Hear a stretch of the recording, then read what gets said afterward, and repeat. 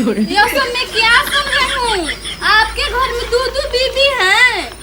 अरे तेरा माई क्या घर में एगो टीवी रखे क्या औकात नहीं करता, तू को बीबी कहाँ से रखी बताओ।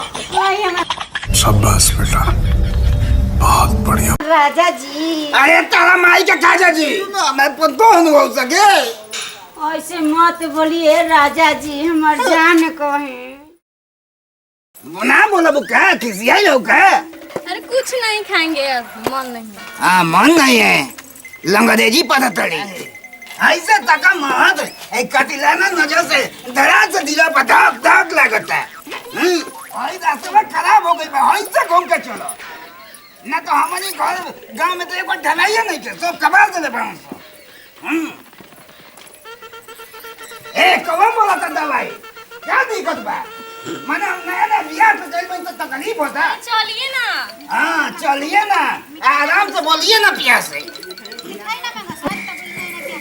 तमी क्या ही देते बीवी में एक बात को तो कैसे बियाह कर दे। हमारा तो लग रहा है कि हमको झाड़ो लगा है। ए गुस्साइए मत, हमारा नहीं लगेगा, हम रोक सकते हैं 3 दिन। देखो तो तू तो मार तोड़ी नहीं, हम बोला तो भूख भूख भूख हम तो बाबू लेकर रिया बोलवा भी है। बोला बो कने देख के बोला बो हैं मदे लगे लंगरेजी में बोलत रहो लोग। ए ने मुझ के हैं क्या? जाइए आइए। ए हमको नहीं आता है, चलो डायरेक्ट चलते हैं घरे। ई तारा दादी है। दादी बुढ़ाई बियाह का कइल हो? क्या हो गई? हम देहिए ना बुलाइबा, मनवा तोरा बुलाइबा। जादन माई से कहे बुढ़ाई बियाह का क्या होता है? क्या हो गई?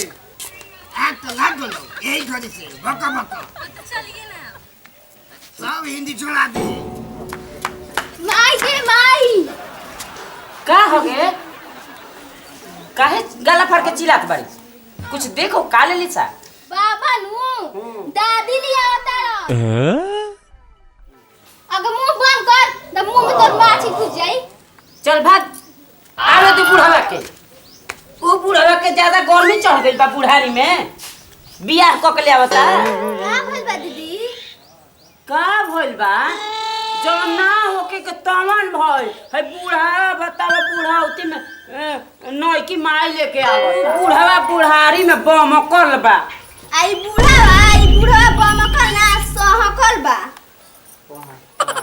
आवे दे आज उ बुढ़ावा के घर में ढूके ना देवल जाई, बुझाइल? मैडम क्या खाइएगा? हमको मैडम मत बोलिए, हमको डार्लिंग बोलिए ना। अच्छा डार्लिंग, ये हम तो भोजपुरी जान ले जानू।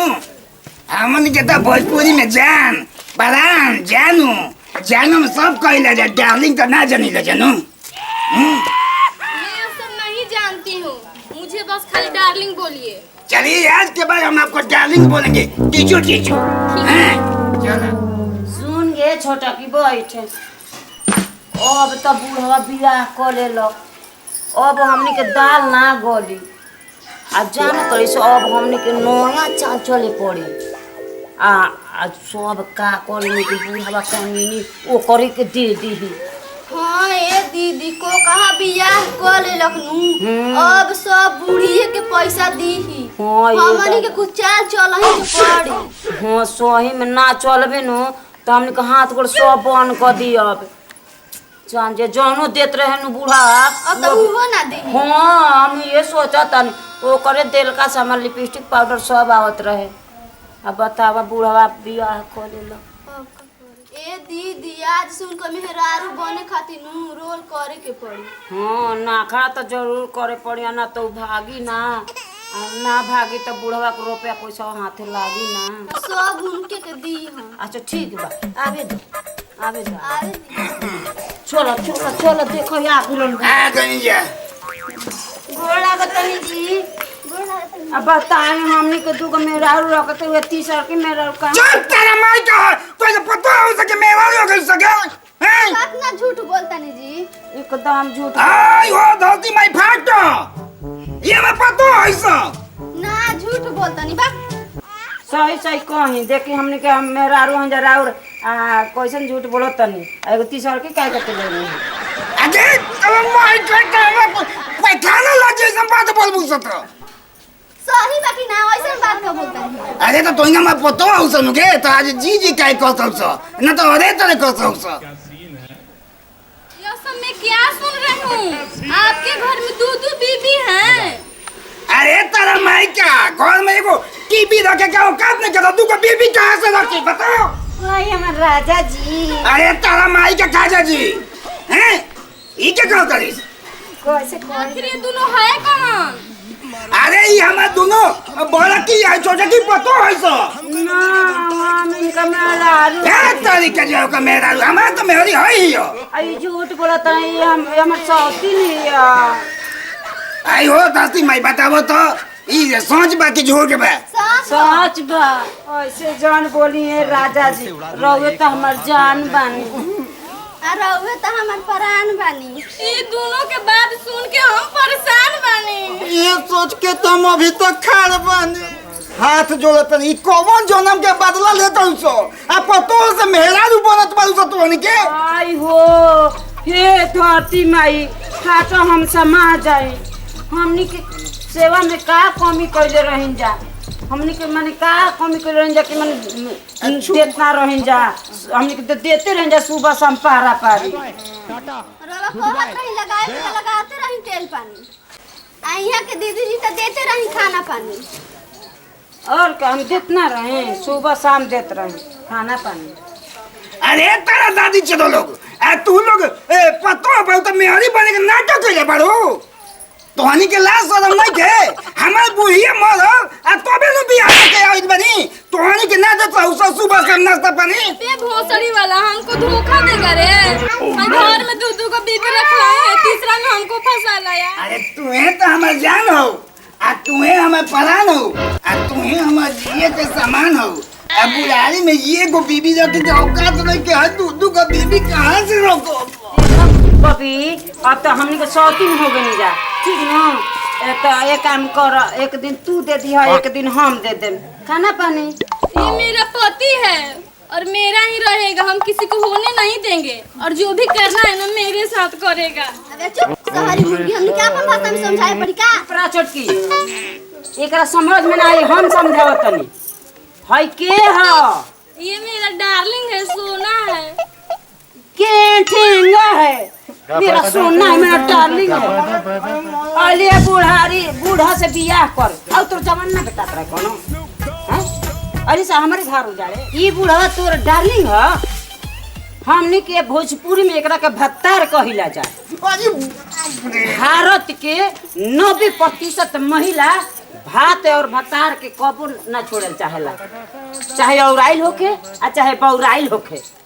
अच्छा तो तोहनी के हमार मेहरी हाउस हैं मेहरी हाउस नो हाँ। साबित करके देखाबो सही कौन से मेहरी भइलू सो तो हेजा साबित करी जा हां घर में चली साबित करके दिखाओ तनी। अरे तन मैं तू काहे के कुकी ले पैसे से हमरा तोहनी के हमार मेहरी हाउस हैं हां तो घर में का साबित कर भाई यही जे साबित करके दिखाओ ए जे हां हम हेजा साबित करके दिखा दे तब दिखाओ ना हमरा के का हमार मेहरी के सामने दिखाओ तो धनी दिखा देम तो हां तो दिखाओ ना अभी दिखाओ तब हम कहूं कि हां ओ चलो माई के तो अरे चलो माई के तो पतो है थोड़ी इज्जत ले ले चल के छुटकी चल अरे ना किसी आके भागल जाला ए सुनो ना ए ऐसा गलती कबो ना करी ना सब सही है बा। पतो ऐसा नो बताओ कोई चुम्मा ले ली। अरे तेरे माई तो बात करना सब कुछ चाव चलो थोड़ी सुनो ना हम कुछ नहीं की जानू तुम ए सुनो ना ना रुको जल्दी ना के धारे के गोड़ ना रुको बो ये रुको फरिया के बताइए जी ना हम जाए रुको ये रुको ना फरिया के बताइए रुको ना रुको ये तानी से पूछो हम ना बैठा हम चुम्मा ले ले बीएस लगाती है वो सब सबते न होई सब आई हो तो हम कहा था नु कि हमें पतो ऐसा पतो चुमा ले लिए सो वो जरूर कुछ चाल चलो करी सो तू जाना चाल चलते सन की क्या करते सो देखो तारा के गरानी मंदिर में बियाह को कैलाल बनु हां हैं तो तू हमें मेहदी कहू हमें मेहदी वो तो पहले ले बैठल बाड़ी से मुझे अरे दोनों पतो ऐसा दूना मेहरा नु है सर। अरे पतो है सो हम कुछ नहीं के जाना जाओ। तना रहबे ना रहो। सचो में ना रहबे। सचो में ना रहो। हम जा तनी। जा। अल्लाह चिताना का के मर जाई। तू कुछ खा के मर जा। हम मुसलमानी ना दिहन सो। जाओ। आवा तनी खरिया। रुको भाग आओ। गोला मैं तो गोल लगा तनी।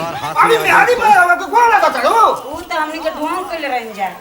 ढोंग कइले रही। हां। अब तो बियाह कइले रही भाग कइले मैं। अच्छा जाए दे छोड़ी चल घर ए चल। ओके के धोक ले के पड़ी नो। चल घर चल।